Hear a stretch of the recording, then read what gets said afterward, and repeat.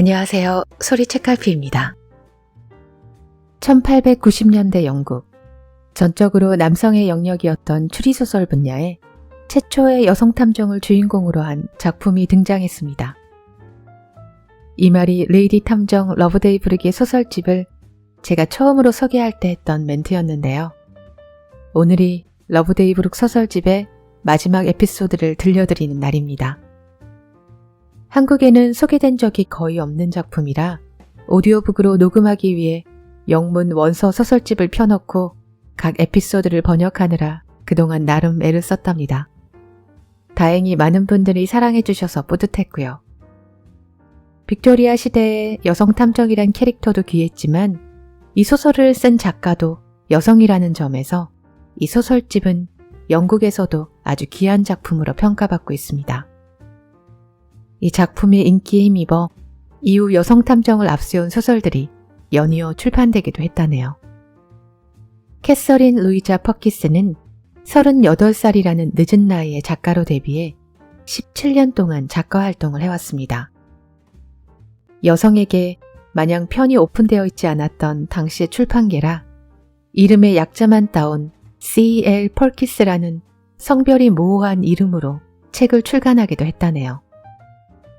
레이디 탐정 러브데이 브룩을 탐정 캐릭터로 하는 소설은 1893년 영국 유명 월간 잡지에 몇 달 동안 한 편씩 연재되었고 그 인기가 높아져 다음에 소설집으로 묶여 출간되었습니다. 그런데 아쉽게도 이 소설집을 마지막으로 그녀의 작가 경력도 끝이 났습니다. 활발한 동물 보호 운동가였던 그녀는 레이디 탐정 러브데이 브룩 소설집을 내놓은 후 본격적으로 동물 보호 운동에 나섰고 16년 후인 1910년에 세상을 떠났습니다. 연인 혹은 부모에게 일어난 억울한 죽음을 해결하기 위해 비록 연약한 여자지만 스스로 이 사건을 해결해보겠다 라는 어쩔 수 없는 상황 설정이 아니라 내가 가진 능력으로 내가 잘할 수 있는 일로서 탐정이라는 직업을 스스로 선택하고 당시의 여러 사회적 편견에도 불구하고 여성으로서 거친 범죄 분야에서 탐정으로서의 커리어를 쌓아왔다는 점에서 러브데이 브룩의 캐릭터는 무엇보다 귀하고 특별했습니다. 러브데이 탐정의 활약성을 담은 소설이 계속해서 수십 편 쓰여졌다면 셜록 홈즈만큼이나 매력적인 탐정 시리즈로 현재까지 사랑받고 있었을 텐데 하는 아쉬움이 남습니다. 예리한 관찰력과 추리력, 사람과 상황에 따른 적절한 대처력, 사건 현장에 홀로 투입되어 수사의 효율성을 높이는 언더커버 역할까지, 거기다 여성만의 섬세함까지 더해진 러브데이의 활약상을 한 문장 한 문장 번역하면서 레이디 탐정 러브데이 매력에 흠뻑 빠졌더랬습니다. 떠나보내기 아쉬운 러브데이 브룩, 그 마지막 에피소드를 읽어드릴게요. 레이디 탐정 러브데이 브룩의 경험, 그 마지막 단편, 실종입니다.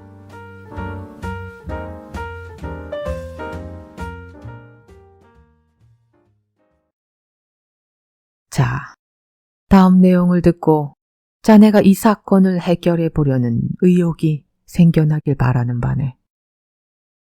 다이어 소장은 러브데이 브룩에게 이렇게 말하며 테이블 위에 놓여있는 종이를 들고 다음과 같이 큰 소리로 읽기 시작했다. 500파운드의 보상금.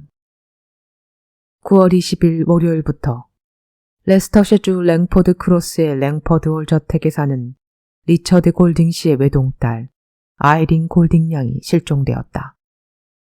나이는 18세이며 170cm의 키, 검은색 눈과 검은색의 헤어, 건강한 혈색을 지니고 있다.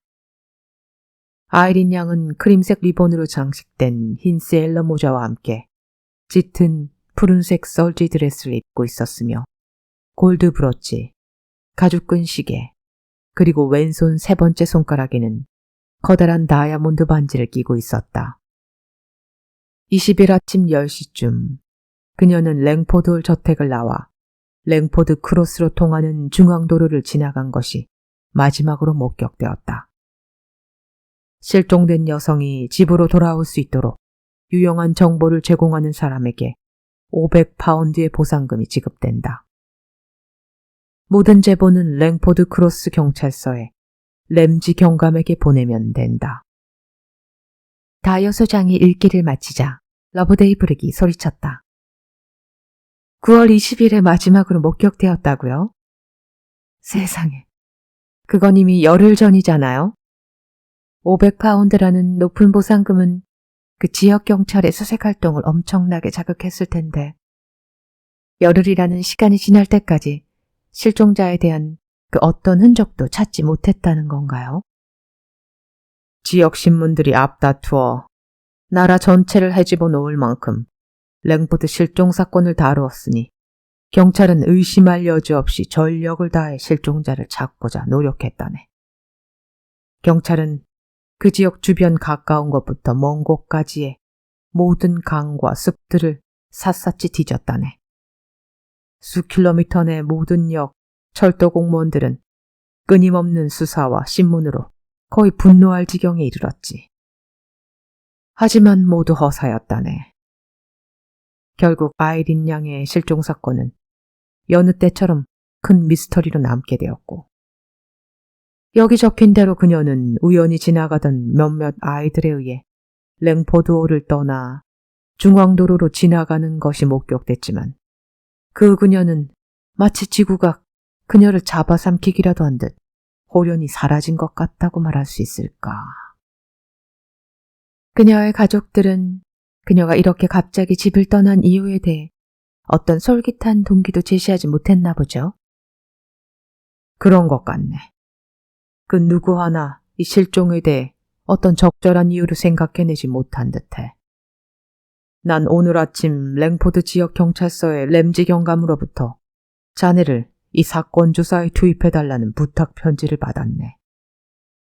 랭포드 저택의 주인 리처드 골딩 씨도 자네가 사건을 철저하게 조사하기 위해 자신의 저택이 머무는 걸 허락했다더군.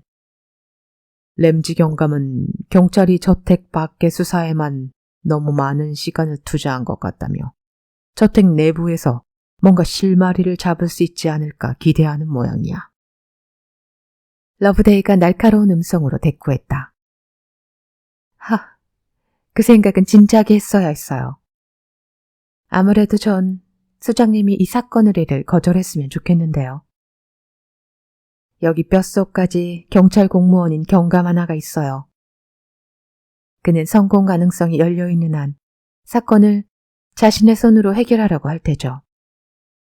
그러다 사건 해결이 사실상 절망적인 지경에 이른다 싶어지니 이런 식으로 탐정사무소에 사건을 떠맡기곤 실패의 이유를 결국 우리에게 떠넘기려고 할 거예요.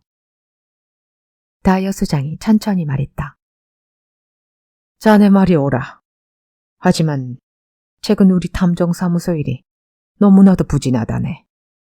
사무실 운영 지출 경비도 감당하기 만만치 않고 말이야. 사건이 발생하고 열흘이 지났다는 건 저택은 이미 일상으로 돌아갔고 저택 내 사람들의 진술은 판에 박힌 듯 상투화되어 버렸다는 걸 뜻해요. 거기다 모든 세부사항 역시 변질되거나 변형돼 버렸을 게 분명하고요. 아시잖아요. 형사사건은 열병과 같아서 24시간 이내에 모든 정보가 입수되어야 한다고요. 안다네. 나라고 그걸 모르겠나. 다이어 소장이 짜증이 난 듯 말했다. 하지만 내가 말했듯 현재 우리 탐정사무소의 일이 너무 부진한 상태라네. 러브데이 부르기 체념한 듯 말했다. 네, 가라면 가야죠. 이미 그렇게 결정된 일인 것 같네요. 하지만 전 소장님이 이처럼 가망없어 보이는 사건의 의뢰는 거절하는 게 맞았다고 말하고 싶네요. 우리 탐정사무소의 명성을 지키는데 가장 적절한 선택을 하셨어야 했다고 말이죠. 좋아요. 이제 리차드 골딩이라는 사람이 누구며 어떤 사람인지에 대해 설명해 주시죠. 다이어 소장이 평온을 되찾으며 대답했다. 그는 오스트레일리아 출신의 매우 부유한 상인이라네. 10여 년 전 영국으로 건너와 랭포드홀 저택에 정착했지. 그리고 영국에 정착하기 전 이탈리아에서 살았다는군. 많은 오스트레일리아인들이 그랬던 것처럼 이탈리아 나폴리에 머무는 동안 한 아름다운 여성과 사랑에 빠졌지. 그는 그 여성과 결혼했고 부부 사이에는 딸이 태어났어. 그 아이가 현재 일어난 실종 사건으로 이 사회적 화제를 불러일으키고 있는 아이린 골딩 양이라네. 그 이탈리아인 아내는 살아있나요? 아니, 그녀는 골딩 씨가 영국으로 오기 직전에 죽었어. 이후 골딩 씨는 재혼을 하지 않았지만 최근 그가 두 번째 아내를 맞을 준비를 하고 있다고 전해 들었네.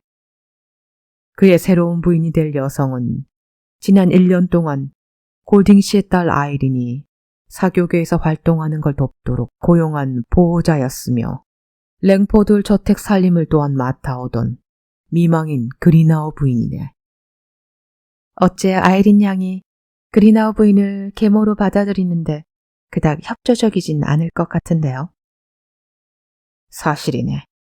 아이린 양과 그리나우 부인은 그닥 사이가 좋지 않았어. 아이린 양은 다혈질적인 성격이라 그리나우 부인은 그런 아이린 양을 참아내는데 어려움을 겪어온 것 같네.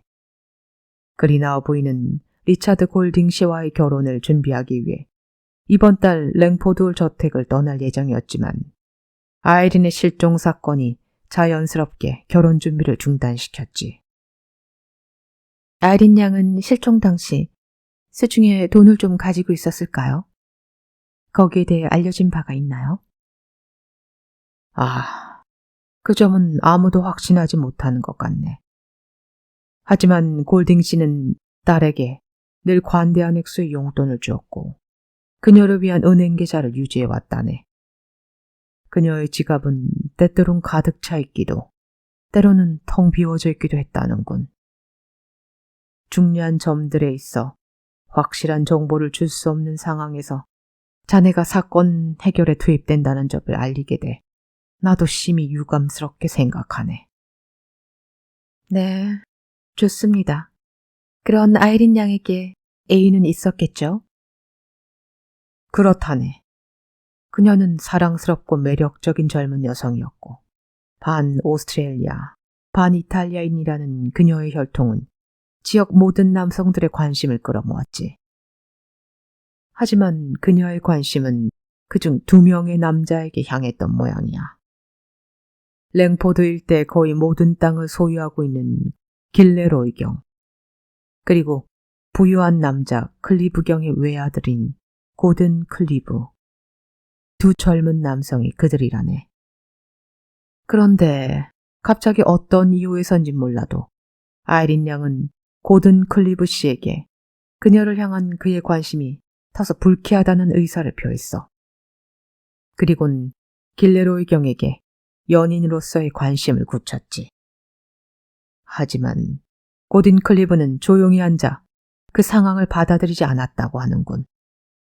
처음엔 라이벌인 길레로이 경을 쏘아버리겠다고 위협했고 이후엔 스스로 죽어버리겠다고 하더니 그 다음엔 아이린 양을 총으로 쏘겠다고 위협했네. 하지만 결국 이 3가지 위협 중 그 어떤 액션도 취하지 않은 채 그는 3년 동안 세계 일주여행을 하겠다며 랭포드를 떠나버렸네. 그녀를 죽이겠다고 위협하고선 그저 세계 일주 여행을 시작했다고요? 고딘 클리브가 랭포드를 떠난 날짜를 아세요? 아이린이 실종되기 전날인 19일이었어. 하지만 램지 경감은 이미 브랜디시 지역까지 고딘 클리브의 행적을 추적했네. 그가 이집트 알렉산드리아로 가기 위해 버킹엄홀을 탔으며 그가 이번 실종 사건과 연관이 있을 정황은 없다고 확신했다네. 그래서 난 자네가 그 부분과 관련해선 그 어떤 조사를 더 하는 걸 권하지 않는다네. 글쎄요. 저는 그 어떤 면에서든 쓸만한 단서를 찾아낼 수 있을 거라는 낙관이 전혀 들지 않아요. 이 말이 러브데이가 탐정사무소를 나서며 다이어 소장에게 건넨 마지막 말이었다. 러브데이 부르크는 화를 내진 않았지만 애써 그녀의 심정을 말하라고 하면 이런 불리한 조건에서 갑작스레 해결하라고 강요되다시피 한 이번 사건에 조금 분개하고 있을 뿐이었다.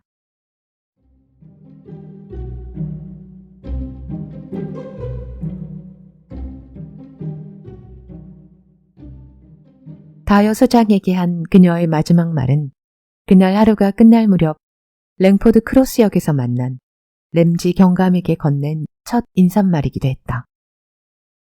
램지 경감은 옅은 갈색 머리를 한 몹시 마른 체격의 스코틀랜드인으로 느린 말투의 소유자였다. 우리의 희망은 러브데이 부릉령에게 집중되어 있습니다. 우리는 당신이 우리를 실망시키지 않을 거라고 믿고 있습니다. 그가 우리라는 복수형 표현을 사용했기에 러브데이는 램지 경감 곁에 서 있는 키 크고 잘생긴 남자 쪽으로 시선을 돌렸다. 저는 길레로이 경입니다. 잘생긴 신사가 앞으로 나서며 러브데이에게 말했다. 랭포드홀까지 태워다 드렸음합니다. 제 마차가 역 앞에서 대기하고 있습니다. 그래요. 고맙습니다. 아, 잠시만요. 러브데이가 다시 램지 경감에게 고개를 돌리며 말했다. 혹시 다이어 소장에게 이미 전달한 사항 외에 저에게 덧붙일 말이 있을까요? 아니요. 램지 경감이 느릿한 말투로 대답했다. 나는 내 이론이 당신의 수사에 어떤 선입견을 미치게 되는 걸 원치 않습니다. 당신 이론에 따라 수사를 하는 건 어쩜 저에겐 시간 낭비일 테죠? 라고 러브데이는 속으로 생각했다. 경감이 덧붙였다. 한 가지 언급해야 할 사항이 있지만 그건 러브데이 양이 랭포드홀 저택에 도착하자마자 직접 접하게 될 겁니다. 그건 리차드 골딩 씨가 커다란 고통을 겪고 있다는 사실입니다. 그는 딸이 집에서 사라진 이후부터 채 30분 이상 밤잠을 자지 못하고 있다는데 이건 그 나이대 남자에겐 심각한 문제를 일으킬 수 있으니까요. 러브데이는 마차를 타고 랭포드 저택으로 가는 동안 길레로이 경에게 호의적인 인상을 받았다. 그는 매우 상식적이고 강인한 에너지를 가진 사람으로 보였다. 물론 그와의 대화에서 어느 정도의 거리감이 느껴졌다. 러브데이는 그가 자신의 속내를 내보이는데 조금은 소극적이란 인상을 받았다.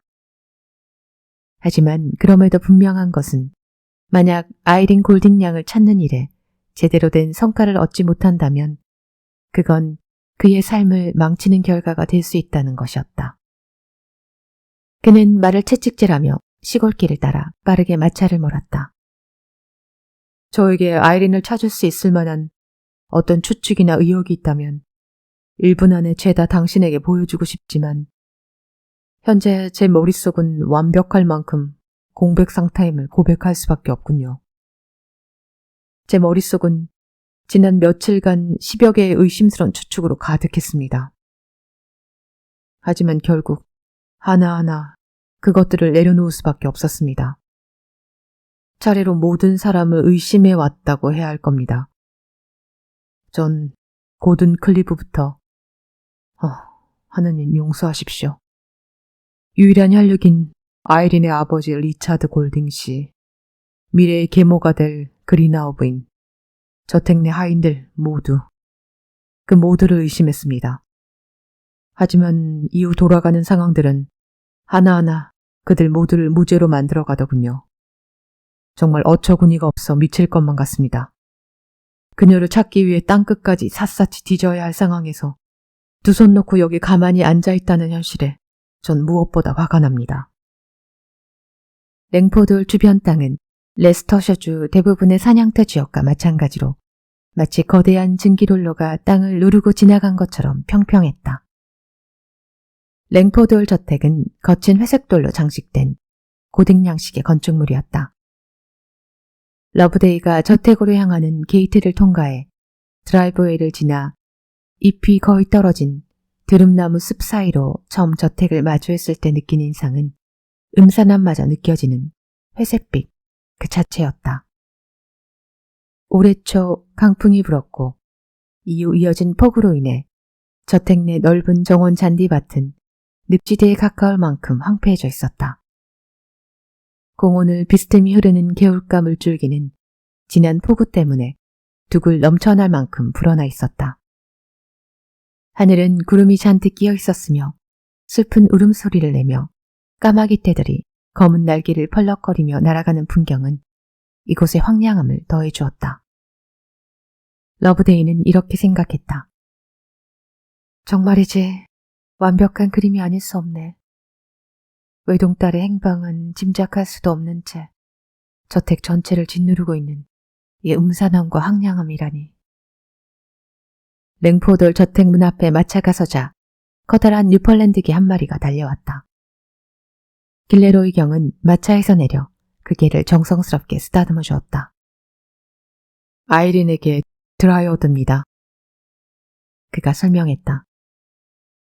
우리는 이놈으로 하여금 그녀를 추적하도록 했지만 허사였습니다. 길레로이 경은 러브데이와 함께 저택 안으로 들어가진 않았다. 여긴 제게 마치 거대한 지하묘지 같아서 말이죠. 왠지 견뎌내기 힘들군요. 전 이만 돌아가야겠습니다. 그러면서 그는 그 자리에 서 있던 하인에게 이렇게 덧붙였다. 리처드 골등 씨에게 내가 반드시 내일 아침에 만나러 오겠다고 전해주게. 러브데이는 서재로 안내되었다. 그곳에는 리차드 골등 씨가 그녀를 맞이하기 위해 기다리고 있었다. 현재 상황에서는 그녀의 이름과 직업에 대한 그 어떤 위장도 필요하지 않다고 여겼기에 그녀는 린치코트 사무소에서 온 탐정 러브데이 브룩으로 자신을 간단히 소개했다. 골등 씨의 얼굴은 창백하고 초췌했으며 긴장을 담은 듯한 목소리는 매우 나약하게 들려왔다. 그를 단 한 번 쳐다보는 것만으로도 램지 경감이 아버지 골등 씨의 건강 상태에 대해 그 어떤 과장된 설명을 하지 않았다는 걸 알 수 있었다. 그는 자신의 머릿속을 가득 채운 단 한 가지 주제 외에는 전혀 할 말이 없는 듯 보였다. 브룩냥, 우리는 당신을 믿습니다. 당신이 우리의 마지막 희망입니다. 그러니 이제 당신은 이 끔찍한 상황이 곧 끝날 테니 너무 절망하지 말라고 내게 말해줄 수 있겠소.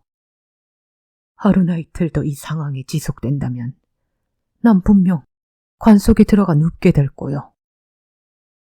브룩냥은 아마 이런 대화를 나누기보단 따뜻한 차 한 잔을 하며 여독을 풀고 싶을 거예요. 한 여성이 서재로 들어서면서 러브데이를 향해 다가왔다. 골딩 씨가 자신의 감정에 빠져 제대로 된 소개를 해주지 않았지만 러브데이는 이 여성이 그리나우 부인이라고 추측할 수 있었다. 그리나우 부인은 작고 가냘픈 체형의 여자로 회색빛이 도는 초록색 눈을 가지고 있었다. 그녀의 목소리와 행동은 마치 고양이를 연상시켰다. 러브데이는 속으로 생각했다.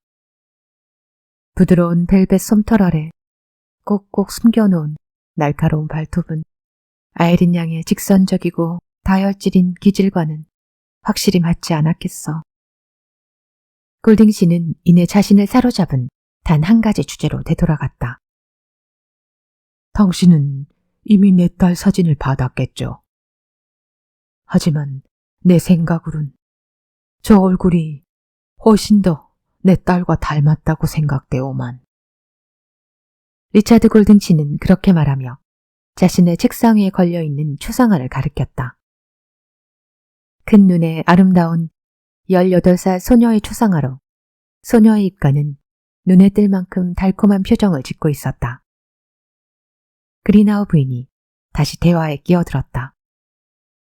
이렇게 말하는 게 괜찮을진 모르겠지만 내 생각에 저 초상화 속의 아이린이 우리 아이린과 완벽하게 닮았다고 말하면 브룩냥에게 약간의 오해를 불러일으키게 될지도 몰라요.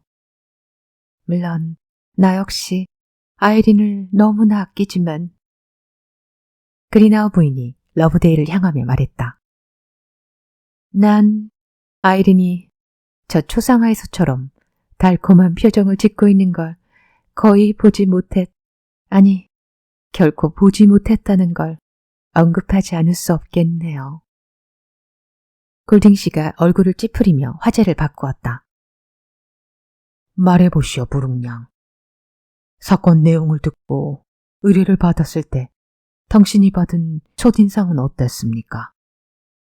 내가 전에 듣기론 사건을 맡은 후 당신이 느끼는 그 첫인상이 보통 오류 없이 아주 잘 들어맞는다고 들었소만. 러브데이는 그 질문에 대한 답을 회피하며 말했다. 현재로선 제가 모든 사실을 다 파악하고 있는지 확신할 수가 없습니다. 그것보다 제게 특별히 묻고 싶은 질문이 한두 가지 있는데 혹시 이 질문들이 현재 당면한 문제와 조금은 관련이 없어 보인다고 해도 너그럽게 양해해 주시길 부탁드립니다. 우선 전 아이린 양과 고든 클리브 씨 사이에 공식적인 이별 절차 같은 것이 있었는지를 분명하게 알고 싶습니다. 그렇진 않은 것 같소. 그 두 사람 사이에 갑자기 냉랭함이 감돌더니 그 젊은 녀석은 나와 인사도 제대로 나누지 않은 채 떠나버렸거든. 나로선 당신의 사랑스런 아이린이 고든 클러브 씨를 특별하게 대했기 때문에 대략 클레브 씨와 당신 사이에 돌이킬 수 없는 균열이 생긴 게 아닐까 우려되는데요. 그리나우 부인이 말했다. 내 딸이 그에게 한 특별한 대우 따윈 없었어. 골딩 씨는 이제 거의 화가 난 듯 말했다. 내 딸과 클리브 씨는 그저 좋은 친구였어. 어느 날 아이린은 고든이 그의 개 중 하나를 잔인하게 때리는 걸 보았고 그 후 그녀는 그에게 마음을 닫고 그를 무시하게 된 것뿐이야. 내가 장담하건대 그뿐이야. 그리나우 부인이 상냥한 말투로 말했다. 하지만 레나가 램지 경감에게 말하길 고든 클리브가 랭포드를 떠나기 전날 저녁 아이린에게 쪽지를 보냈다고. 아이린이 열어보지도 않고 벽난로 불 속에 던져놓은 그 쪽지 말인가? 레나가 누구인가요? 러브데이가 물었다. 내 딸의 하녀요.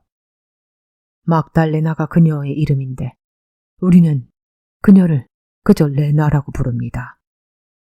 이탈리아에서 영국으로 들어올 때 딸을 돌봐줄 보모로 데려왔는데 아이린이 자라면서 자연스럽게 레나는 딸의 점담 하녀로 일하게 됐어. 착하고 충실하니요. 레나의 이모는 아이린의 죽은 어머니를 어릴 때부터 돌본 보모였고.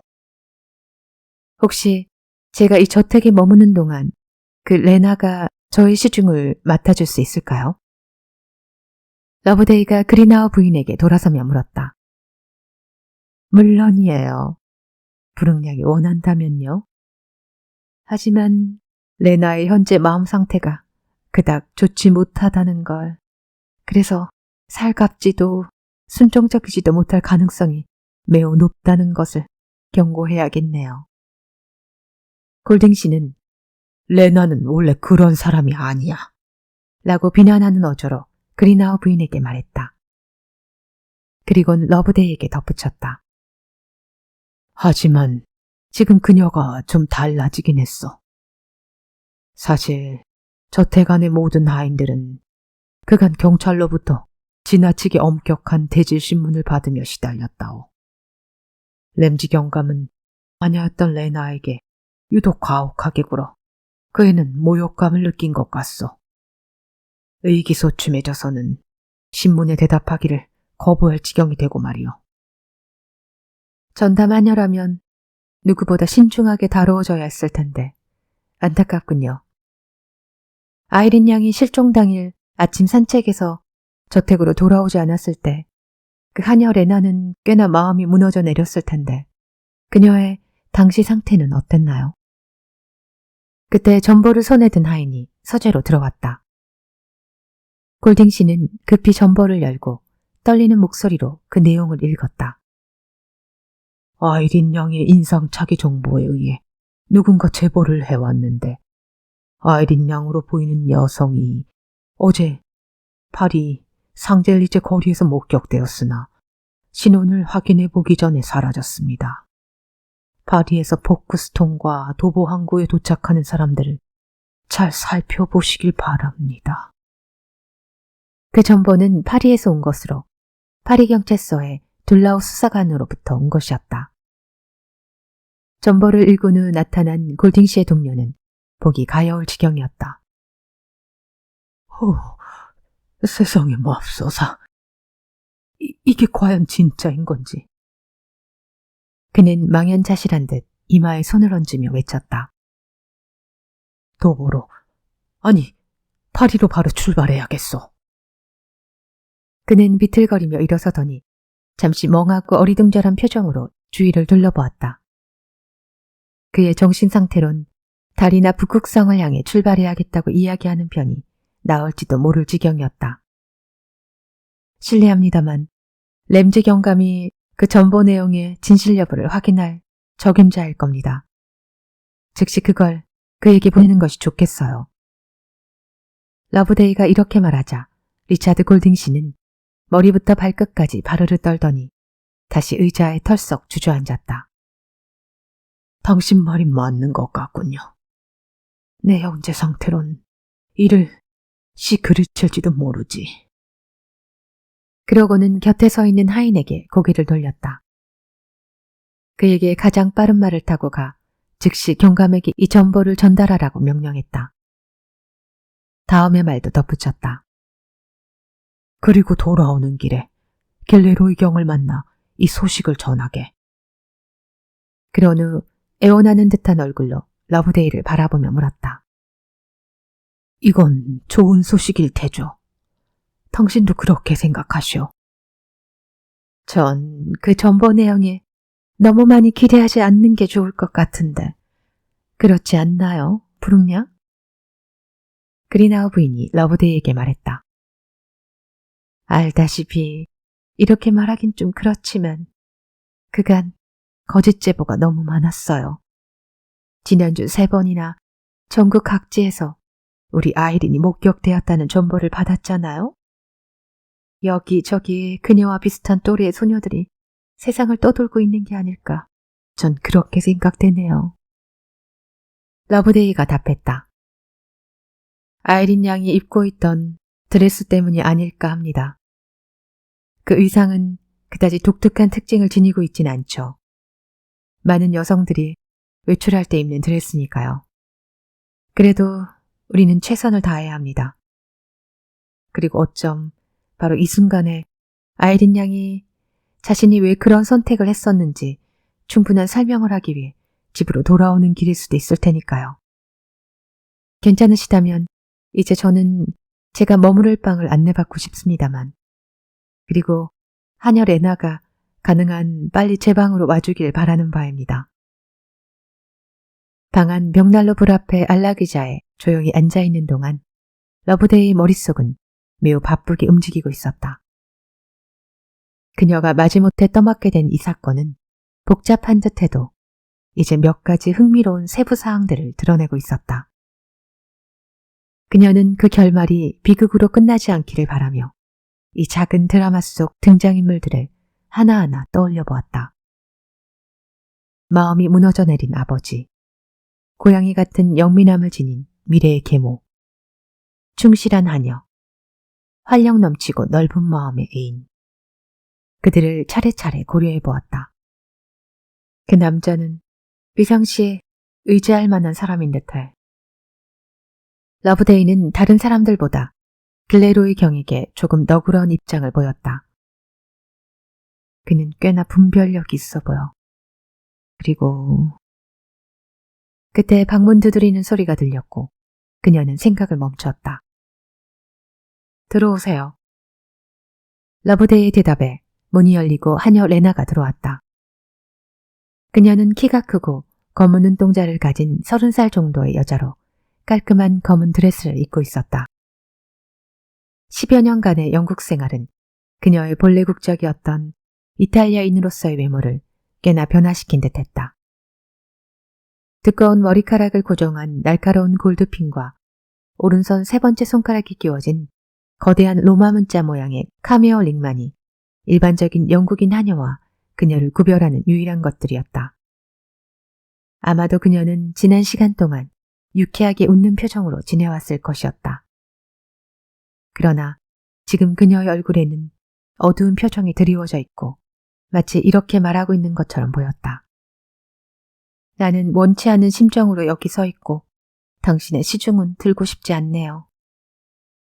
러브데이는 즉시 그녀를 자신의 편으로 만들어야 한다고 느꼈다. 당신이 아이린 골딩 양의 전담 하녀인가요? 러브데이가 짧게 물었다. 네, 마담. 레나가 느리고 시무룩하게 대답했다. 좋아요. 제 여행 가방을 풀고 옷들을 좀 정리해 주겠어요. 제가 여기 머무는 동안 당신이 저를 보살펴 주어서 기쁘네요. 살면서 여자 탐정의 시중을 맡아본 적은 없겠죠? 없었어요, 마담. 좀 전의 대답보다 훨씬 더 시무룩한 어조였다. 당신에게는 새로운 경험이 될 것이고 난 그것이 당신에게 이득이 되기를 바라고 있어요. 혹시 결혼 자금을 모으고 있나요? 레나는 무릎을 꿇고 러브데이의 여행용 가방을 풀다 말고 고개를 들며 물었다. 어떻게 마담께서 그걸 알 수 있죠? 러브데이는 그녀의 세 번째 손가락에 끼워진 커다란 카메오 반지를 가리키며 말했다. 그 반지를 보고 그럴 가능성을 짐작했어요. 자, 레나. 나는 당신에게 제안을 하나 하려고 해요. 내가 여기서 하는 일에 도움이 될 만한 정보를 얻어준다면 나는 당신에게 50파운드를 지불하겠습니다. 레나의 시무룩한 얼굴이 더욱 깊어졌다. 나는 이 주택의 하인이에요. 그녀는 여행 가방에 다시 허리를 굽히며 대답했다. 영국인의 돈에 그 어떤 비밀도 팔지 않아요. 하지만 내가 사고 싶은 건 당신 주인의 비밀이 아닙니다. 저택 안 그 누군가의 비밀도 아니고요. 단지 사건 현장에 내가 좀 더 빨리 왔다면 쉽게 얻을 수 있었던 특정한 정보를 나에게 알려주길 바랄 뿐이에요. 내가 원하는 그 정보는 저택 안에 있는 사람이 아니라 저택 밖의 사람, 고든 클리브 씨와 관련이 있답니다. 그때 레나의 시무룩한 얼굴에서 말로 표현하기 힘든 안도감이 떠올랐다. 고든 클리브 씨? 그녀가 러브데이의 말을 되뇌었다. 난 50파운드에 그에 관해 가능한 많은 정보를 마담에게 가져올 걸 약속할 수 있어요. 저는 고든경의 집에 있는 하인 몇몇을 알고 있거든요. 고든 클리브 씨가 세계 일주를 하는 동안 동행한 하인의 어머니도 잘 알고 있어요. 그럼 레나, 솔직하게 말해봐요. 당신은 클리브 씨를 좋게 생각했나요? 세상에 그럴 리가요, 마담. 그를 결코 좋아하지 않았어요. 저는 아이린 아가씨에게 그가 보낸 꽃이나 편지를 전달해 줄 때마다 그는 잔인한 사람이에요. 결코 좋은 남자가 아니에요. 라고 말하곤 했죠. 그랬군요. 제가 그의 이름을 언급했을 때부터 당신의 얼굴에서 그 모든 감정이 읽히더군요. 우선 제가 알고 싶은 건 고든 클리브 씨가 랭포드에서의 마지막 날을 어떻게 보냈는지 하는 겁니다. 가능한 그 정확한 내용을 알아봐 주었으면 해요. 네, 최선을 다하겠습니다, 마담. 아주 좋아요. 그리고 또 한 가지. 혹시 내가 고든 클리브 씨가 다들 생각하는 것처럼 브랜디시 항구에서 버킹엄호를 타고 항해를 떠나지 않은 것 같다고 말한다면 레나 당신은 크게 놀랄까요? 마담, 램지 경감은 클리브 씨가 브랜디시에서 버킹엄호에 탔다는 건 의심할 여지가 없다고 했어요. 아, 배에 타는 것과 항해하는 것은 별개의 문제예요. 이제 내가 말하는 걸 매우 주의 깊게 들어주세요. 레나, 나는 이 남자의 행적에 대해 매일 전해 듣길 바랍니다. 그래서 누군가 파리로 아니면 피렌체나 나폴리로 즉시 출발해 그를 쫓아 그의 행적을 전해주길 바랄 수도 있어요. 어때요, 레나? 나를 위해 그 일도 해줄 수 있을까요? 물론 나는 그 여행에 필요한 모든 준비와 경비를 제공할 겁니다. 레나의 얼굴에 기쁨의 홍조가 스치고 지나갔다. 네, 마담. 리차드 골등 씨의 허락을 받아만 주신다면 제가 기꺼이 갈 수 있어요. 그래요. 그건 내가 해결해 볼게요. 그러곤 러브데이는 잠시 생각한 다음 아이린 골딩 양이 그녀의 어머니를 무척 닮았을 거라고 생각되는데 그녀의 초상화를 보니 아버지와는 닮은 점이 없더라고요. 라고 물으며 레나의 얼굴을 예의주시했다. 그러자 레나의 표정이 이내 밝아졌다. 이탈리아에서부터 그녀가 아이린 양의 부모를 맡았던 시절로 돌아간 듯 따뜻하고 열정적인 이탈리아 여성의 느낌이 되살아나기 시작했다. 그녀는 아이린 양과 그녀의 어머니가 지녔던 아름다움과 그녀의 혈관에 흐르는 이탈리아인의 핏줄과 그 매혹적인 성향에 대한 설명으로 말이 많아졌다. 그리고 그녀는 그녀 고향의 호수와 산, 그들이 살았던 이탈리아에서의 행복한 시간들에 대해 이야기하기 시작했다. 이야기가 계속되는 동안 방 안은 점차 어두워졌고 저녁 식사가 곧 시작될 것임을 알리는 벨소리가 울렸다. 러브데이는 레나에게 이제 촛불을 좀 켜주겠어요? 라고 말한 뒤 의자에서 일어났다. 바깥의 음침한 가을 풍경을 그만 보기 위해서라도 블라인드를 내리는 게 좋겠네요.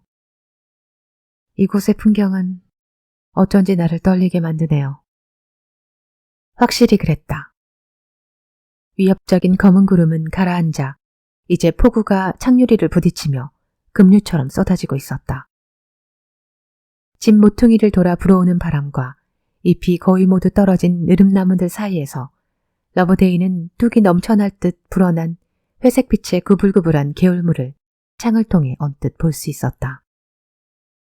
그날 밤의 저녁 식사 자리는 랭포드 저택 안팎을 뒤덮고 있는 어둠과 크게 다를 바 없었다. 파리에서 온 전보가 한 줄기 희망을 주는 듯 했지만 리차드 골딩 씨는 그 전보를 신뢰하기 두려운 것이 분명했다. 골딩 씨가 디너 테이블에 앉으며 슬픈 목소리로 말했다. 그리나 부인이 말한 것처럼 우리는 그간 많이 실망해 왔어. 너무나도 많은 거짓 단서들, 거짓 제보들로 말이요. 램지 경감은 즉시 블로니와 칼레뿐 아니라 도보와 포크스톤 지역 경찰에도 연락을 취했다오. 우리는 그곳에서 무언가 좋은 소식이 나오길 기다리며 그저 기도할 뿐이겠죠.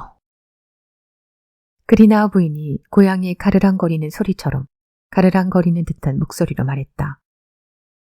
그리고 친애한 길레로이 경이 파리로 즉시 출발했어요. 그는 누구보다 활력이 넘치는 청년이니 다른 어떤 경찰보다 더 이번 일을 제대로 맡아 할 거라고 봐요. 그에게 그 모든 역할을 바라는 건 옳지 않아, 클레어. 골딩 씨가 짜증이 난 듯한 목소리로 말했다. 길레로이 경은 비상사태가 발생할 경우 나를 대신하기 위해 파리로 가겠다고 한 거야. 그는 아이린이 갑자기 파리 거리에 나타났다 사라진 것에 대해 의문을 가졌고 그 점에 대해 확인차 파리 경찰관 둘라우를 직접 만나보고 싶어 했거든. 그렇게 말하며 골딩 씨는 러브데이에게 몸을 돌렸다. 길레로이 경은 내 딸 아이린에게 무척이나 헌신적인 애정을 가지고 있어. 왜 그래, 드라이어드? 무엇 때문에 갑자기 으르렁거리는 거야? 얌전히 앉아.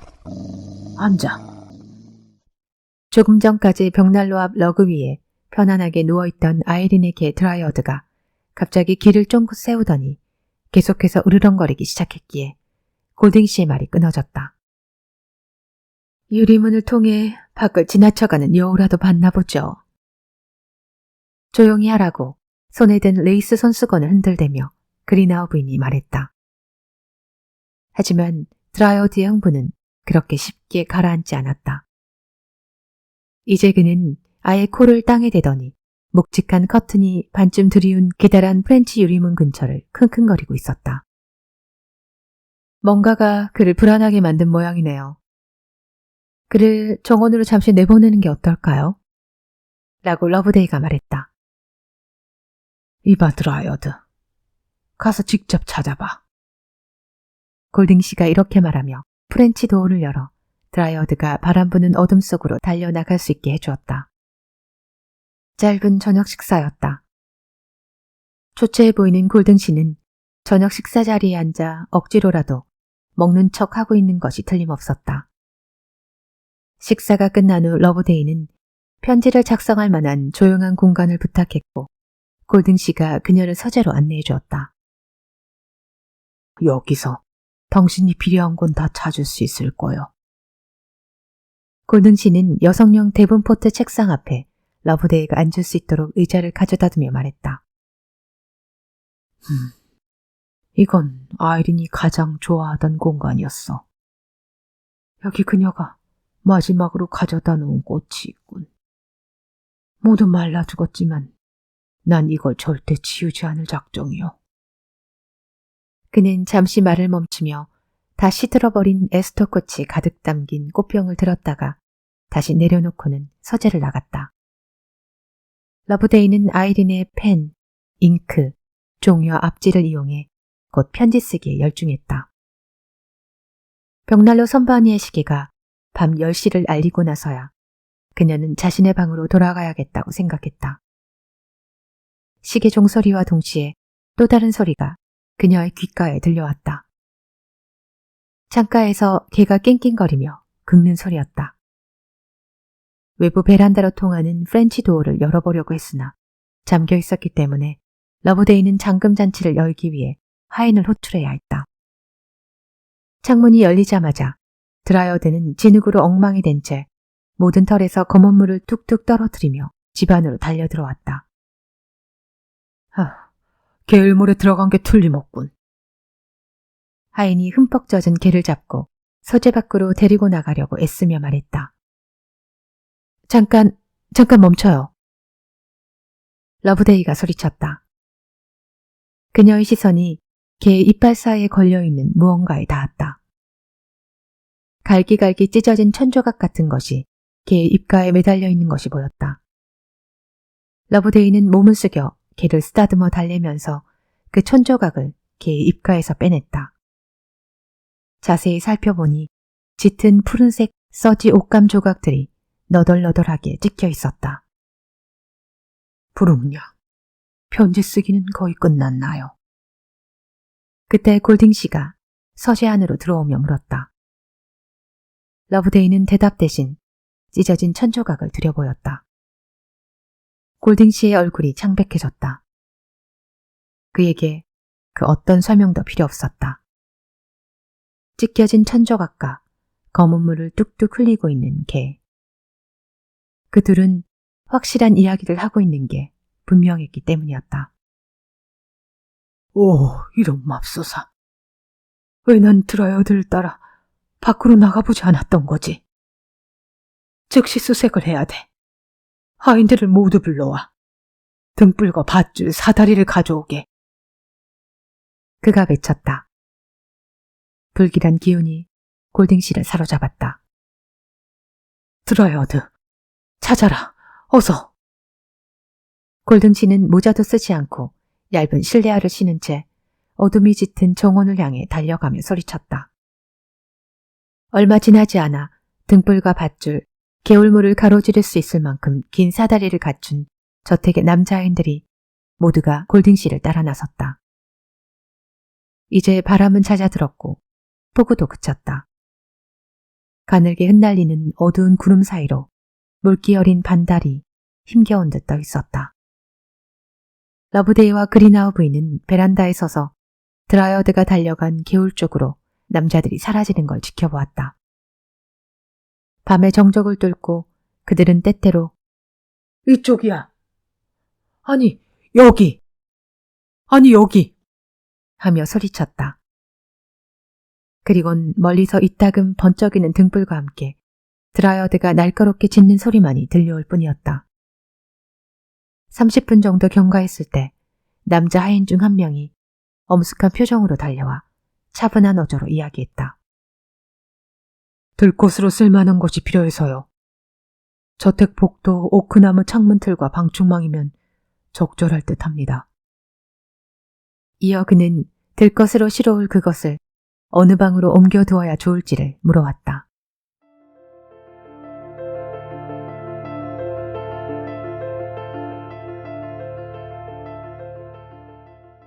다음 날 저녁, 다이어 수장은 레이디 브룩으로부터 긴 편지를 받았다. 내용은 다음과 같았다. 이것은 어젯밤 보냈던 전보 내용을 보충하기 위한 것으로 랭포드홀 저택 부지 내에 흐르고 있는 개울가에서 아이린 골딩 양의 시체가 발견되었다는 걸 알리는 편지입니다. 골딩 씨가 직접 시신의 신원을 확인했고 그는 바로 쓰러지고 말았습니다. 현재 그의 건강 상태로는 내일 열릴 검시 신문에서 제대로 된 증언이나 할 수 있을지 의심스러운 지경이에요. 아이린 양은 저택을 떠날 당시와 같은 옷차림을 하고 있었지만 눈에 띄게 한 가지 예외적인 점이 있었습니다. 그건 그녀가 왼쪽 세 번째 손가락에 끼고 있던 다이아몬드 반지 대신 단순한 형태의 골드 반지를 끼고 있었다는 점입니다. 이로 인해 제 의중에 뭔가 이상한 의혹점이 떠올랐습니다. 급히 이 편지를 쓰고 있기 때문에 그저 가장 중요한 요점 사항만을 우선 전달드리는 바입니다. 아이린의 전담하녀인 레나는 조용하고 자제심이 강한 여성으로 젊은 주인 아이린의 시신을 들것으로 옮겨 저택 안에 눕히자마자 슬픔을 주체하지 못하고 오열하더군요. 하지만 슬픔에도 불구하고 그녀는 맡은 바 직무를 수행하길 고집했고 지금은 조금 더 침착하게 저와 조용한 대화를 나눌 수 있게 되었어요. 현재로선 그녀를 좀 더 살피고 싶은 마음에 제 곁에 두고 있지만 곧 파리로 보내는 게 어떨까 합니다. 그리고 파리에 가 있는 길레로이 경에게도 전보를 보냈습니다. 이 끔찍한 소식에도 불구하고 나는 그에게 파리에서 좀 더 머물러 있기를 그리고 내가 그곳에서 원하는 걸 알아보기 위해 기다려주기를 간청했으며 그 일은 곧 수행될 듯합니다. 전해야 할 추가 소식이 있으면 다시 전보를 보내겠습니다. 다이어스 장은 다소 불만족한 기색을 내보이며 러브데이의 편지를 내려놓다 말고 중얼거렸다. 글쎄, 그녀는 내가 이 편지 행간 사이에 숨은 어떤 의미를 읽어내줄 걸 기대하는 모양인데 난 좀처럼 그녀가 뭘 하려는지 모르겠군. 내 보기엔 러브데이 부르기 수사 표적에서 약간 벗어난 듯한데 말이지. 아무래도 그녀에게 조언을 좀 건네야겠군. 그러면서 다이어 소장은 다음과 같이 몇 가지 짧은 편지를 적어 내려갔다. 자네는 현재 아이린 골딩 양이 저택을 떠난 뒤 무엇을 했는지 알아내는 데 집중하고 있는 것으로 보이는군. 하지만 내 보기에 그 문제는 랭포드 홀에서보다 파리 현지 경찰이 더 잘 알아낼 수 있을 거야. 시신의 손가락에 끼어져 있는 골드 반지는 그녀가 어딘가에서 결혼식을 치렀다는 걸 암시하는 게 분명하네. 하지만 하루나 이틀 전에 파리에서 목격됐다는 건 결혼식은 파리에서 거행되지 않았을 가능성이 높아 보이는군. 파리 경찰에 문의한다면 24시간 이내에 그 문제에 대해 자네에게 예 또는 아니오의 답을 건네줄 걸세. 그리고 하녀 레나에 관해서는 말이야. 자네는 그녀가 여주인의 행적에 대해 잘 알고 있으리라 여기고 그녀를 외부로 파견해 무언가를 캐내는데 너무 초점을 맞추고 있는 걸로 보이네만. 만약 레나가 실종 전 아이린 양과 어떤 보상을 약속받고 아이린 양의 행적과 관련해 비밀을 지키기로 약조했었다 해도 이제 그 약속은 헛되게 되었으니 레나는 당연히 아는 모든 걸 곧 드러낼 걸세. 죽은 사람의 비밀을 지켜봤자 얻을 수 있는 것 아무것도 없는 법이니까. 이후 러브데이로부터 또 다른 정보가 전해졌다. 검시신문 완료. 평결 내용. 물에 빠져 죽은 채로 발견되었지만 어떻게 개울물에 빠지게 되었는지를 밝혀줄 증거는 발견되지 않았음. 장례식은 내일 치러질 예정. 리차드 골딩 씨는 현재 뇌혈로 정신이 혼미한 상태임. 다음날 다이어 씨는 러브데이로부터 두 번째 편지를 받았다. 다음과 같이 쓰여져 있었다.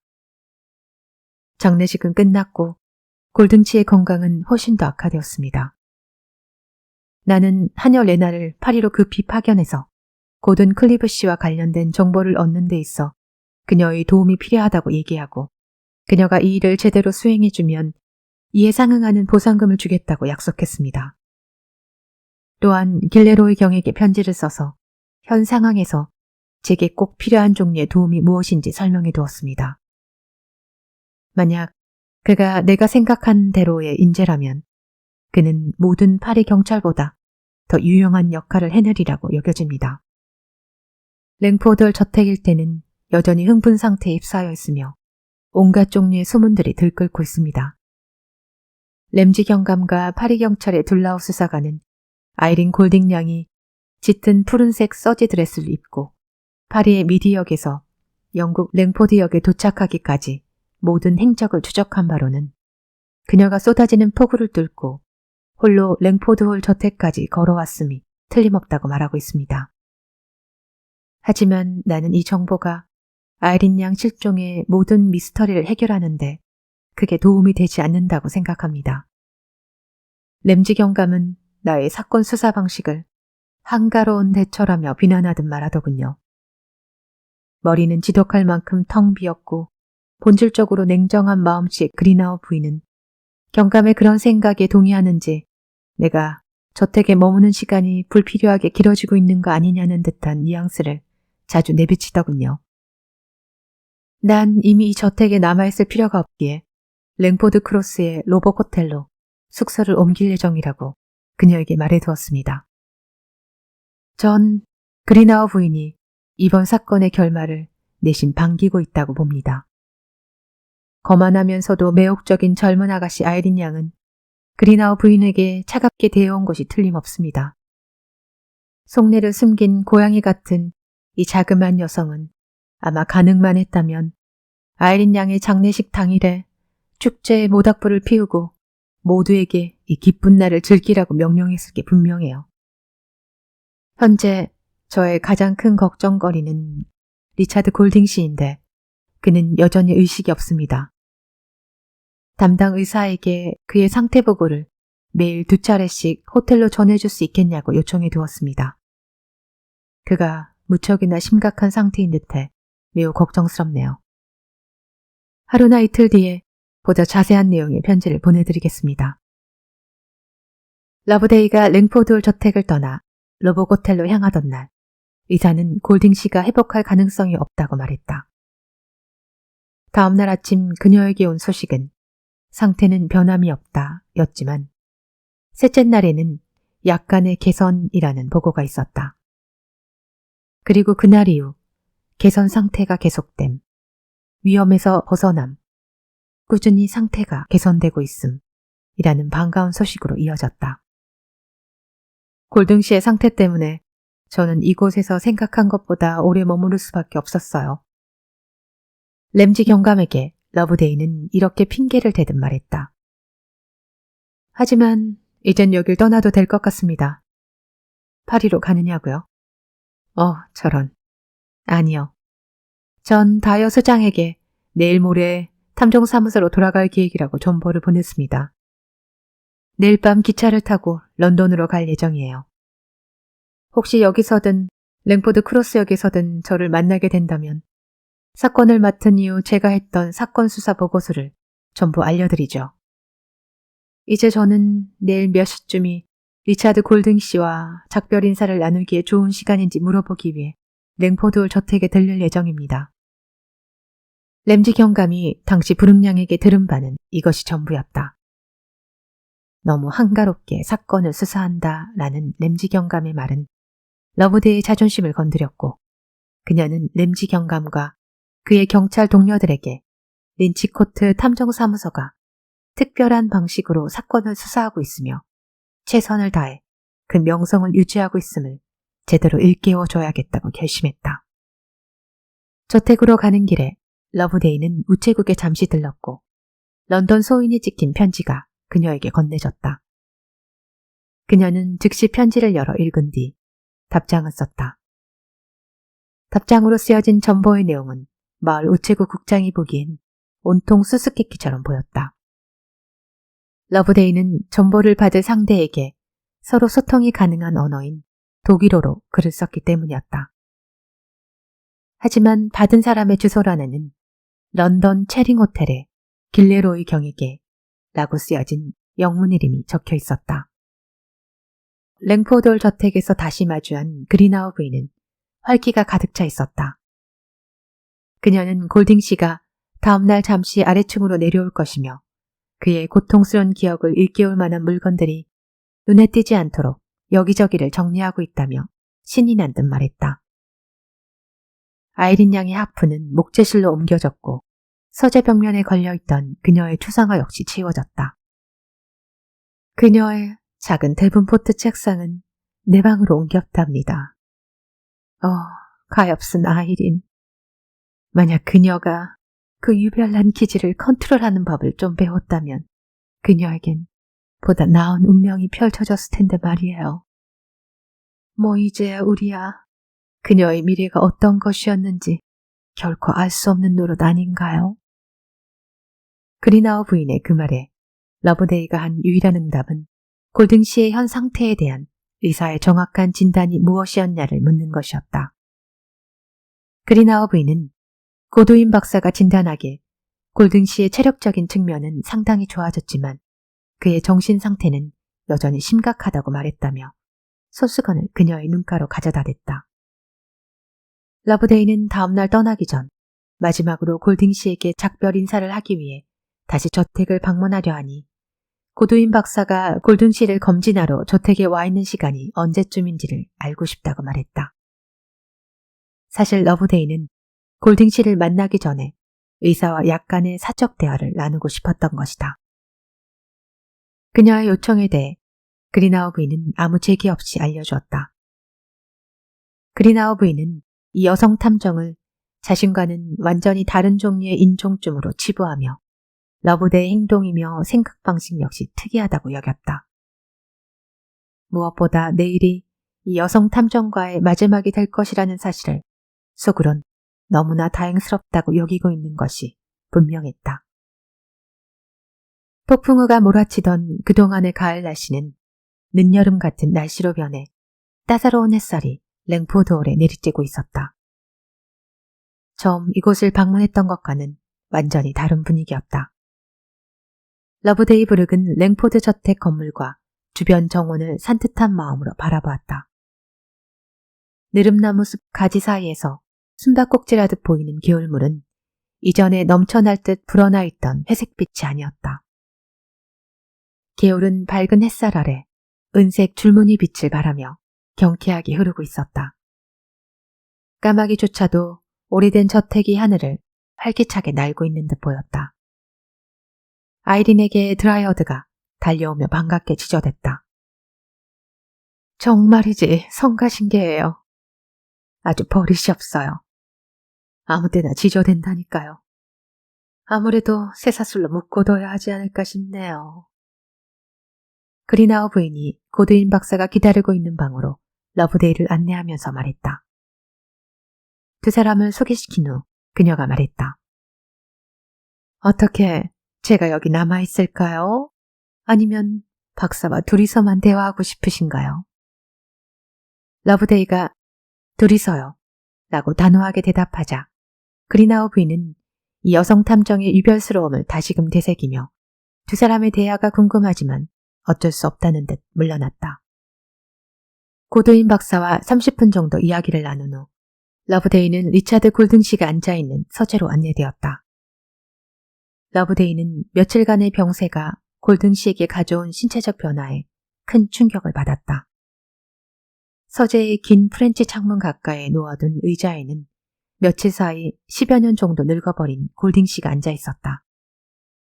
그의 움츠린 몸과 창백한 얼굴 위를 가득 채운 가을 햇살이 그의 가여운 상태를 조금이나마 위로해주는 듯했다. 골든 씨의 눈은 감겨 있었고 머리는 가슴 위로 낮게 숙여져 있었다. 서재문이 열리는데도 그는 고개를 들지 못했다. 이제 나가셔도 됩니다. 고드윈 박사가 들어와 간호사에게 말했다. 그렇게 러브데이와 의사는 환자와 남겨졌다. 러브데이가 부드러운 말투로 골딩 씨에게 손을 내밀며 말했다. 오늘 저녁 여기를 떠나기 전 작별 인사를 하러 왔어요. 골딩 씨는 눈을 뜨며 그녀의 뻗은 손을 어렴풋이 쳐다보았다. 작별 인사를 하러. 그는 몽환적인 말투로 그 말을 반복했다. 러브데이가 설명했다. 저는 러브데이 부르기예요. 따님 실종과 관련된 이상한 정황을 조사하기 위해 런던에서 내려왔죠. 내 딸이 실종됐다고. 골딩 씨가 이렇게 말하며 몸은 사납게 떨기 시작했다. 의사는 얼른 환자의 맥박을 확인했다. 저는 다소 불리한 상황에서 이번 사건을 조사했습니다. 러브데이가 조용히 말을 이어갔다. 그리고 한동안은 별다른 성과를 거두지 못했어요. 하지만 며칠 전에 글레로이 경을 통해 비로소 중요한 정보를 얻었고 오늘 그와 대화를 나눴습니다. 사실 저는 오늘 그의 마차를 타고 이 저택으로 왔습니다. 길레로이 경. 골딩 씨가 천천히 그 단어를 되뇌었다.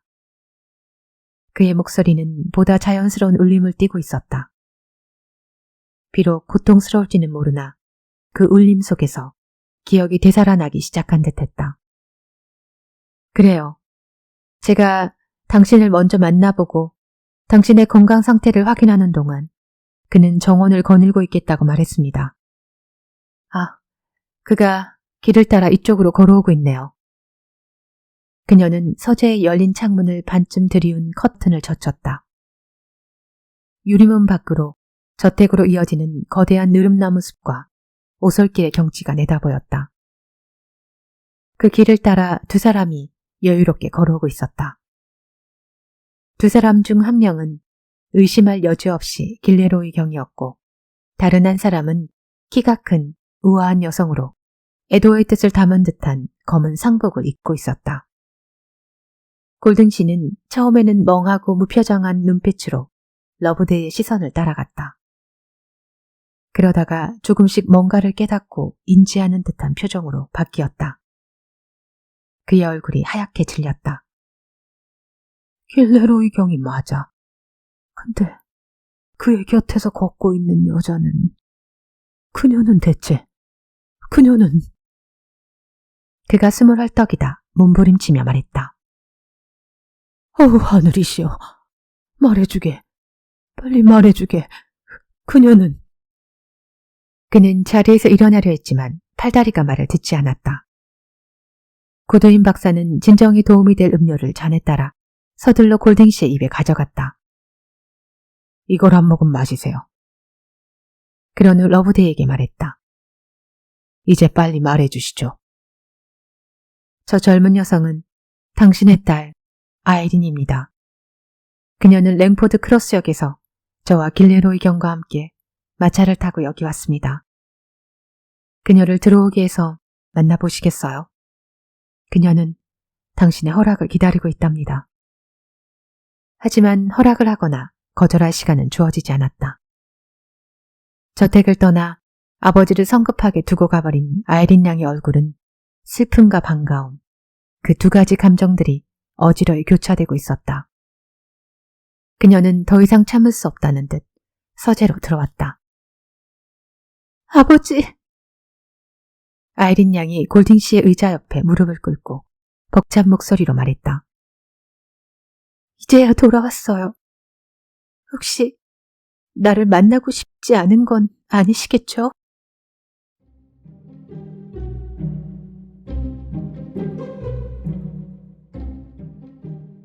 경감님께는 이 모든 것이 미스테리처럼 보이리라고 생각합니다. 러브데이브룩은 런던행 기차가 오기를 기다리며 랭포드 크로스역 플랫폼에 함께 서 있는 램지 경감에게 말했다. 하지만 장담하건대 모든 것은 아주 쉽고 간단하게 설명할 수 있어요. 도대체 개울물에서 발견되어 검시를 받은 이는 누구였으며 일주일 전 묻힌 사람은 대체 누구였나 하는 것이 경감님의 미스테리겠죠. 장례식 후 묻힌 사람은 아이린이라고 불리우는 또 다른 여성, 골딩씨의 아내 아이린 마스카니, 이탈리아 알구이다 지역 마스카니 백작의 딸로 모두가 죽은 걸로 알고 있던 아이린 골딩 양의 어머니였어요. 처음부터 끝까지 이번 실종 사건의 열쇠를 쥐고 있던 것은 바로 그녀입니다. 제가 가능한 한 그녀와 관련된 이야기를 처음부터 차근히 들려드리죠. 솔직히 말해 내 수사 방식을 마치 휴가지에서 한가로이 대처하고 있다는 듯 말하며 제 마음을 상하게 하지 않았다면 수사 초기부터 일이 어떻게 진행되고 있는지를 다 설명했을 겁니다. 아, 그건 매우 죄송스럽게 생각합니다. 램지 경감이 사과했다. 네, 제가 어디까지 말했죠? 확실한 설명을 위해 19년 전 정도로 돌아가야만 하겠네요. 리차드 골딩 씨의 이력에 관해 다이어 수장에게 전해들은 세부 사항들이 너무나 빈약했기에 나는 랭포드홀에 도착하자마자 그 점을 보충하기 위한 작업을 시작했어요. 그것들은 아이린 골딩 양을 이탈리아에서부터 보모로서 부살펴온 하녀 레나와의 대화에서 가까스로 얻을 수 있었고요. 그녀와의 대화를 통해 리차드 골딩 씨와 이탈리아에서 결혼한 아이린 마스카니, 즉 아이린 골딩 양의 어머니였던 그녀가 아름답고 열정적인 여성이었다는 것과 골딩 씨와의 결혼 생활이 마냥 행복했던 것만은 아니었다는 걸 알게 됐습니다.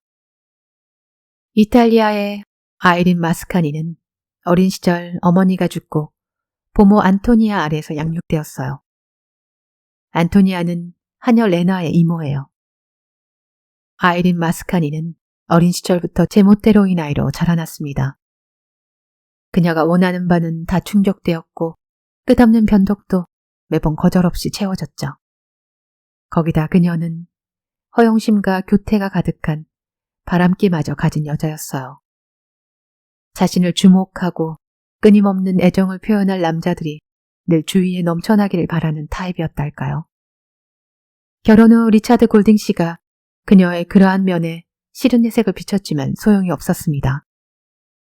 대려 아이린은 남편이 혹독하게 굴며 자신을 구속하고 있다고 자신의 아버지에게 호소했고 결과적으로 마스카니 백작과 사위 골딩 씨 사이엔 심각한 다툼이 계속되었습니다. 갈등 끝에 결국 골딩 씨는 이탈리아에 있는 저택을 매각하고 영국으로 옮겨가 살 저택을 구입하겠다고 선언했죠. 그러자 철없는 골딩 부인은 남편과 어린 딸을 버리고 보모 안토니아와 함께 아버지 마스카니 백작의 성으로 돌아가 버렸어요. 자신은 절대 사랑하는 고향 이탈리아를 떠나지 않을 거라고 단언하면서요. 이런 가정의 위기 상황에서 골딩 씨는 사업 문제를 해결하기 위해 갑작스레 호주로 떠나야만 할 일이 생겼습니다. 어쩔 수 없이 그는 어린 딸 아이린과 그녀를 돌볼 보모를 데리고 호주로 떠났죠. 그 보모가 바로 현재 아이린 골딩 양의 하녀 레나랍니다. 호주에서 거주한 것은 약 6개월 정도였습니다. 그 시간 동안 골딩 씨는 그의 아내 또는 장인 사이에 어떤 종류의 의사소통도 하지 않았죠. 그러나 골딩 씨는 다시 한번 아내를 설득해보기로 마음먹었습니다. 그녀가 아내이자 아이의 어머니 역할로 돌아오기를 진심으로 기대하면서요.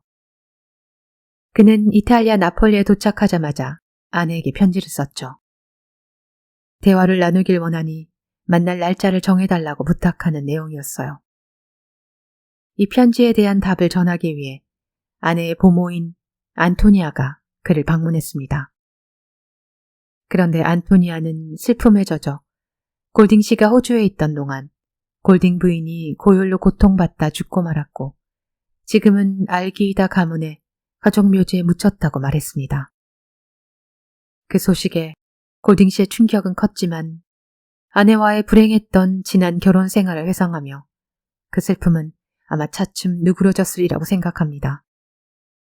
그는 아내의 아버지 마스카니 백작과는 연락을 접은 채 즉시 영국으로 이주했고 랭포드홀에서 딸 아이린과 새로운 삶을 시작했어요.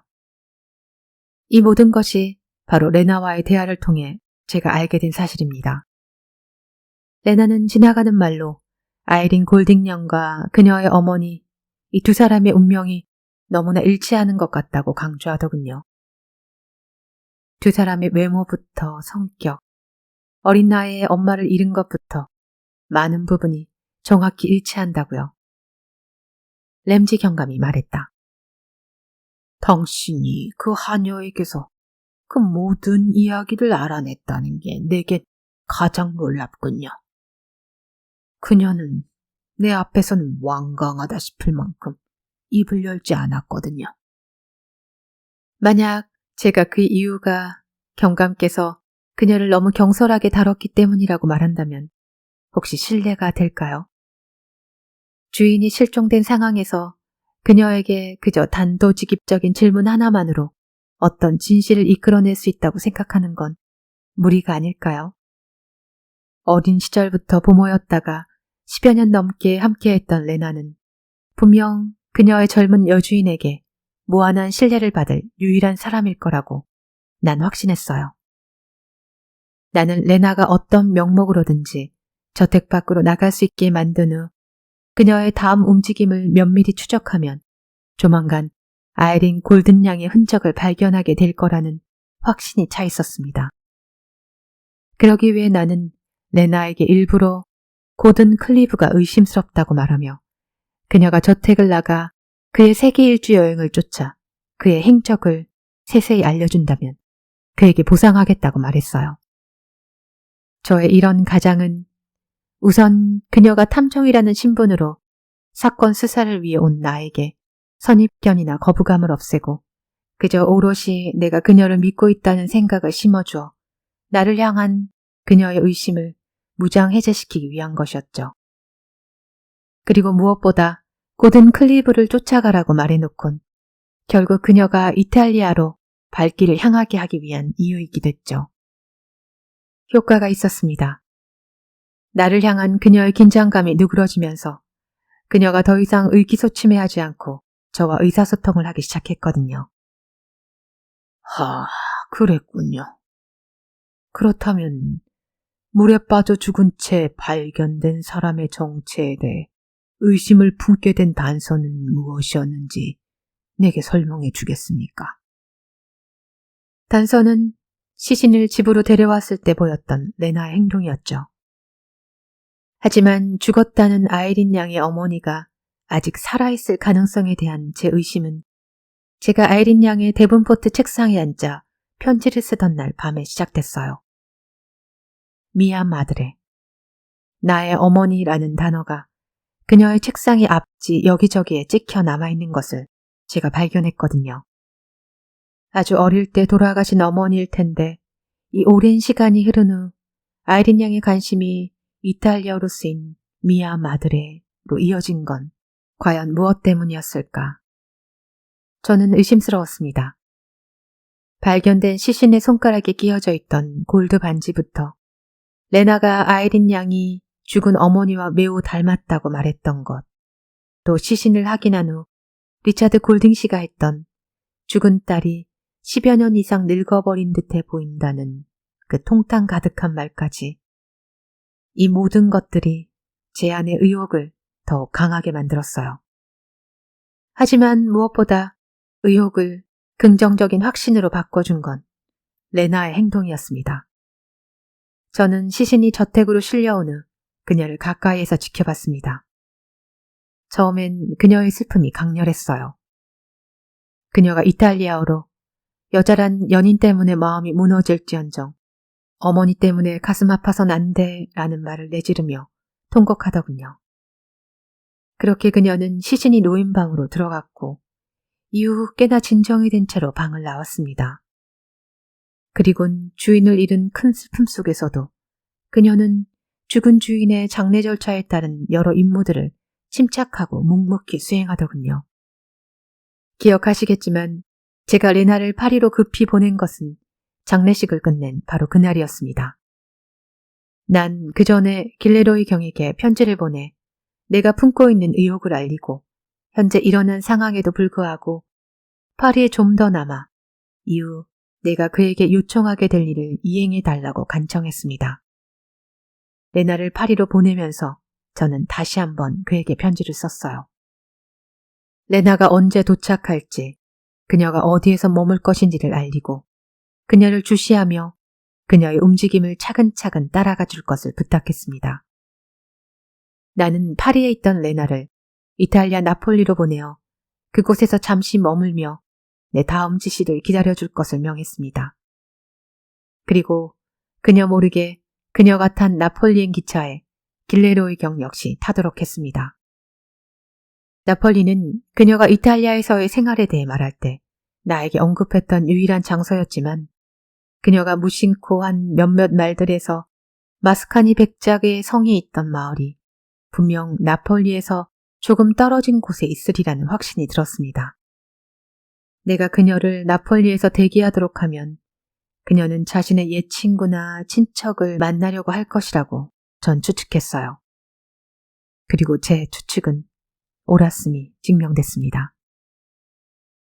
길레로이 경이 레나의 움직임을 차근차근 따라 아이린 골든 양이 있는 곳을 찾아낸 것이로군요. 네, 나는 길레로이 경은 이 복잡한 상황에도 불구하고 어떤 경찰보다도 월등하게 그의 몫을 해냈다고 자부합니다. 그는 나폴리에서 24km 정도 떨어져 있는 레나의 작은 고향 마을로 그녀를 추적했고 죽은 어머니의 이탈리아 드레스를 입고 할아버지의 성 문 앞에 서 있는 아이린 골딩 양을 마주하게 됐어요. 아이린 양은 영국에서 온 길레로이 경이 자신을 발견해 준 것이 사실상 무엇보다 기뻤습니다. 왜냐하면 그녀는 자신이 현재 처한 상황이 이미 몹시 불안했고 두려움에 떨고 있었기 때문이죠. 어머니는 죽었고 그녀의 할아버지, 꽤나 난폭한 성정의 할아버지는 자신의 하나밖에 남지 않은 혈족인 손녀가 자신이 생을 마감할 때까지 이 성을 떠나지 않아야 한다며 강요하고 있었거든요. 그녀는 이제 자신이 이탈리아로 몰래 온 것과 아버지 골딩 씨에게 솔직히 밝히지 않은 엄마에 관한 진실, 이 모든 걸 털어놓고 용서를 구하는 것마저 이미 늦어버린 게 아닐까 하는 걱정에 휩싸여 있었죠. 이런 불안정한 상황에서 길레로이 경과의 재해만큼 더 반가운 것은 없었을 겁니다. 아이린 양의 어머니는 죽지 않았던 거군요. 12년 전 이야기로 돌아가야겠군요. 이야기는 골딩 부인이 그의 남편과 딸에게 이미 죽었다는 소식을 전했을 때부터 시작됩니다. 그러나 그녀는 죽은 것이 아니라 아버지의 성에 한 달 정도 머물다가 당시 그곳에 머무르며 공연 중이던 배우극단에 입단했습니다.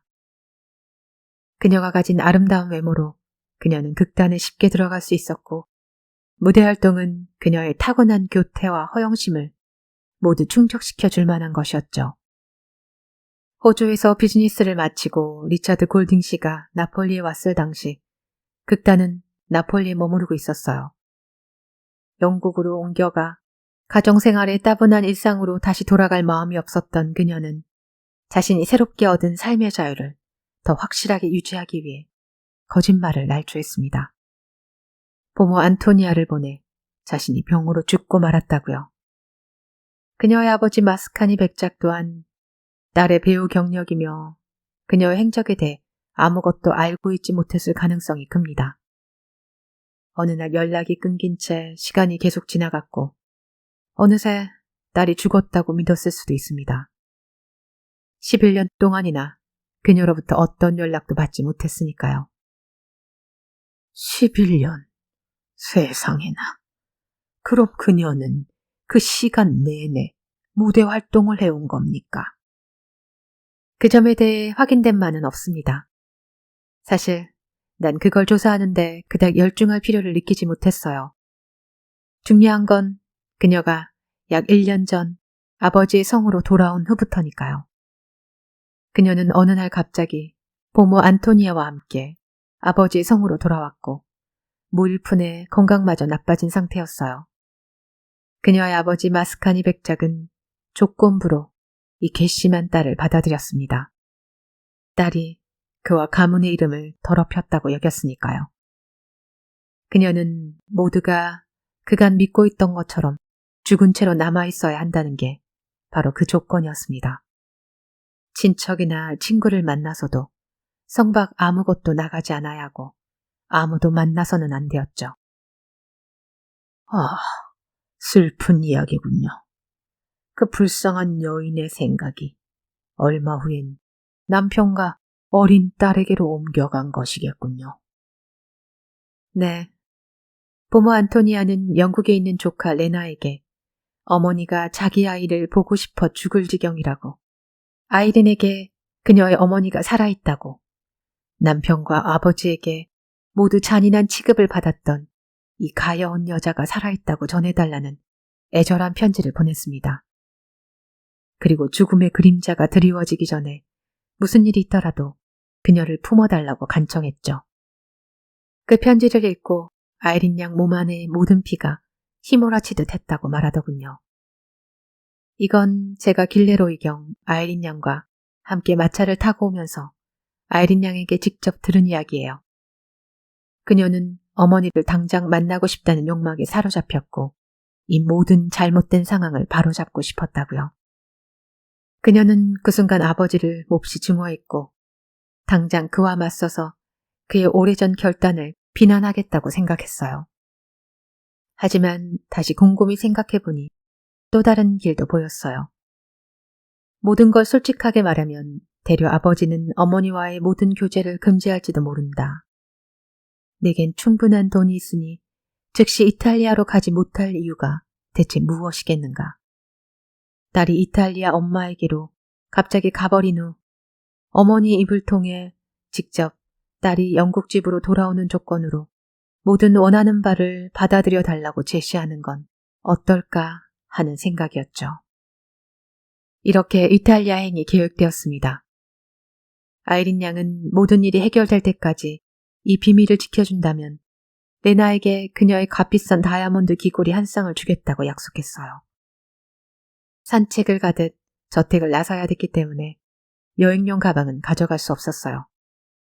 여행에 적합한 의상으로 눈에 띄지 않는 평범한 짙은 푸른색 서지 드레스와 베일을 덧댄 세일러 모자가 선택되었습니다. 장날이라 기차역이 붐비는 날인 랭포드의 마켓데이가 출발일로 선택되었고 젊은 아가씨는 아침 산책을 나선 듯이 여유로운 느낌으로 랭포드 크로스역까지 3km 정도를 걸어갔습니다. 기차를 타고 런던에 도착했고 그 이후의 모든 것도 순조롭게 이루어졌단 말인가요? 그래요. 하녀 레나는 여정에 필요한 모든 세부 사항들을 그녀에게 빈틈없이 제공했습니다. 마스카니 백작의 성에 도착하여 어머니를 만나자마자 아이린 양은 즉시 어머니에게 매료된 것으로 보입니다. 아이린 양은 어머니가 비록 건강이 좋진 않았지만 지금까지 자신이 만난 여자 중 가장 매혹적인 여자였다고 어머니를 묘사하더군요. 그녀가 덧붙이길 성에 머무는 동안 어머니는 점차 기운을 차렸고 성 안의 하인들은 두 사람의 다른 옷차림이 아니면 그 모녀를 구별하기 힘들어할 정도였다고 하더군요. 아이린 양이 성에 도착한 지 나흘째 되던 날 그녀의 어머니는 변호사나 편지를 통해 골딩 씨와 협상을 시도했다간 단칼에 거절당할지도 모른다는 두려움 때문에 그녀 자신이 남편의 영국 저택에 직접 찾아가 그간의 용서를 구하고 그의 관대함에 다시 한번 기대어 그와 가족이 되고 싶다고 간청하겠다고 결정했습니다. 하지만 딸 아이린 양은 왜 영국행의 어머니와 동행하지 않았을까요? 아이린 양은 일종의 예비군이었던 거죠. 만약 그녀의 아버지가 어머니의 요청을 거절하면 그녀는 영국 집으로 돌아오기를 거절하고 이탈리아에서 어머니와 할아버지와 함께 살겠다고 아버지에게 말하려고 했던 겁니다. 당시 그녀는 아버지에게 쓰라린 감정을 안겨주는데 거침이 없었던 것 같아요. 아버지가 재혼을 통해 그녀가 무척이나 싫어하는 그리나우 부인을 아내로 맞이하려는 것 때문에 아버지와 어떤 부정적인 감정의 골이 깊어지고 있었을 겁니다. 내가 보기엔 아이린 양의 어머니도 상식적인 면에서 자랑할 만한 부분이 없어 보입니다만. 거기다 두 모녀는 마치 여학교 동급생 친구처럼 행동했던 것 같군요. 무엇 때문에 골딩 부인은 딸의 푸른색 서지 드레스를 입고 영국으로 왔을까요? 내 생각엔 그저 편리성의 문제였을 겁니다. 딸 아이린이 입고 온 서지 드레스는 여행하기에 적합했고 베일이 달린 모자 역시 얼굴을 가리기에 좋고 이 모든 의상은 사람들의 이목을 끌지 않을 평범한 여행용 옷차림이었으니까요. 바로 그 때문에 골딩 부인은 파리에서 런던행 기차를 기다리는 동안에도 주저없이 파리의 거리에서 모습을 드러냈던 거겠죠. 랭포드로 오는 그녀의 여행 행보에 대해선 제가 자세히 설명할 필요가 없겠죠. 그건 이미 당신 경찰의 수사를 통해 다 알려진 바니까요. 물론 그녀를 아이린 양으로 착각했지만요. 랭포드 역에서부터 어떤 교통수단도 이용하지 못한 채 그 불쌍한 여자는 흠뻑 젖은 채 폭우를 뚫고 랭포드 저택까지 걸어갔을 겁니다. 그런데 저택 건물 입구 문 앞에서 어쩐 일인지 그녀의 용기가 꺾이고 말았던 것 같아요. 배를 울리는 대신 그녀는 저택 창가로 가까이 다가가 저택 내부의 모습을 잠깐 엿보기로 마음먹었어요. 하지만 그 잠깐의 엿봄은 그녀에겐 치명적이었을 겁니다. 그녀는 옛 남편과 재혼하려는 여자가 디너 테이블에 함께 앉아있는 것을 봅니다. 그녀는 이 제대로 갖추어져 보이는 가정의 이미지와 함께 영국 가정생활의 엄격한 관습을 한눈에 파악합니다. 그 순간 그녀에게 밀려온 기억의 물결은 그녀가 지내온 과거 삶 속 여러 에피소드들과 이 가정의 모습은 도무지 어울리지 않는다는 걸 깨닫게 만들었을지 모릅니다. 다시 받아들이겠다고 결심한 아내와 엄마 역할을 자신은 어쩌면 제대로 실행하지 못할 거라는 불안감이 그녀를 엄습했겠죠. 그녀의 고질적인 성급함은 그렇게 그녀를 다시금 사로잡았고 그녀는 저택을 등진 채 폭우 쏟아지는 어둠 속을 달려가다 방향을 잘못 잡았을 거예요. 그랬겠군요. 넘쳐날 듯이 빠르게 흐르는 기울이 그녀를 기다리고 있었겠죠. 어쩌면 그녀는 모든 것을 끝내고 싶었을지도. 불쌍한 영혼이로군요. 네. 아니면 그 짙은 어둠 속을 달리던 그녀의 머릿속에 어린 시절에 들었던 성인과 순교자의 삶에 관한 달콤한 이야기가 희미하게 남아 떠올랐을 수도 있겠죠. 그녀는 과거 자신으로 인해 큰 상처를 입은 사람들에게 속죄하고 더 이상 이 가정에 펼쳐질 미래 행복을 방해하지 않기 위해 자신이 할 수 있는 최선의 선택을 했을 수도 있습니다. 저기 제가 탈 런던행 기차가 오네요. 참으로 슬프고 괴로운 이야기예요. 그렇습니다. 현재 랭포드 홀에 있는 가족들 모두 슬픔에 잠겨 있으니까요. 러브데이가 기차에 오르자 램지 경감이 그녀의 기착한 문을 닫아주며 이렇게 덧붙였다. 하지만 곧 그곳에서 새 잎사귀가 돋아날 겁니다. 올해가 끝나기 전 그 저택에서 2차례의 결혼식이 있을 예정이니까요. 아니요. 러브데이가 기차 좌석에 편안하게 앉으며 기착한 문 밖에 서 있는 램지 경감에게 말했다. 그리나우 부인은 이번에 괴로운 시기 동안 자신의 본색을 지나치게 드러냈어요. 내가 들은 바로는 그녀가 두 번째 골딩 부인이 될 가능성은 거의 없을 겁니다. 도망쳤다 철들어 돌아온 아이린 양과 길레로이 경만이 신부와 신랑으로서 축하받아야 할 유일한 커플이 될 게 확실해요. 그럼 저는 이만. 안녕히 계세요.